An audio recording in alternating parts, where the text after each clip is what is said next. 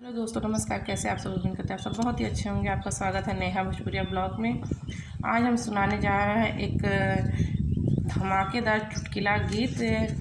अगर पसंद आए तो लाइक से सब्सक्राइब जरूर करें, साथ में बेल आइकन घंटी दबाना ना भूलें ताकि जो भी वीडियो मैं अपलोड करूं वो सब आप सब तक पहले पहुंचे।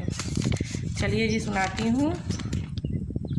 बिलैया हे राजा दूधवा पे झपटे, बिलैया हे राजा दूधवा पे झपटे, बार बार रोकी राजा बागों में ना जा, बार बार रोकी राजा बागों में ना जा, मलिनिया के बोली राजा जियर में खटके, मलिनिया के बोली राजा जियर में खटके, बिलैया हे राजा दूधवा पे झपटे, बिलैया राजा दूधवा पे झपटे, बार बार रोज रोकी राजा कुआनों पे ना जा, बार बार रोकी राजा कुआनों पे ना जा, महरनिया के बोली राजा जियर खटके, महरनिया के बोली राजा जियर में खटके, बिलैया हे राजा दूधवा